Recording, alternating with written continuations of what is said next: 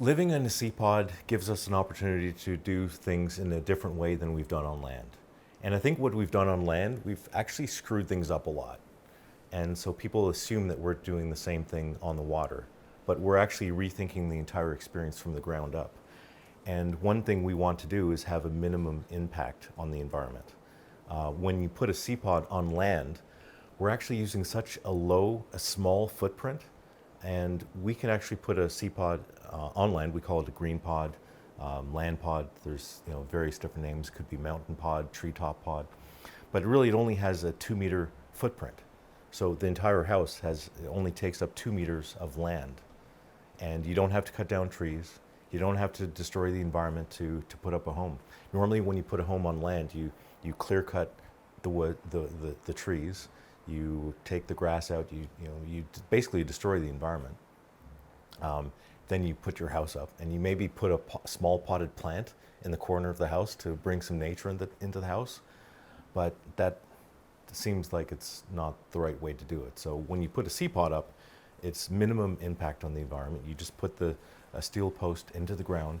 It's only 2 meters diameter, and then you have your house up above all the all the woods, the trees, the environment, and then you have these incredible views without having to have a big impact on the environment.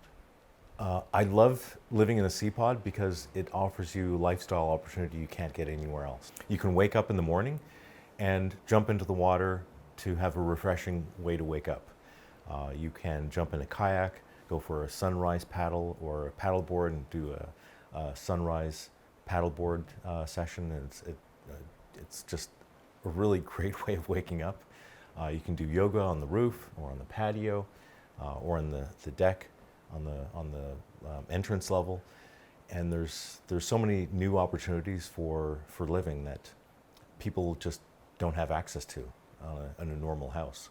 And it's a different way of thinking, and we're really innovating this whole new lifestyle. So we don't know what the full lifestyle is going to be. This is evolving, and in 5 or 10 years from now, we're probably going to have a whole new way of living that's going to, I think, be so different from living on land that people are going to be slowly pulled over to our side. Once you start living like this, you don't want to go back to living on land.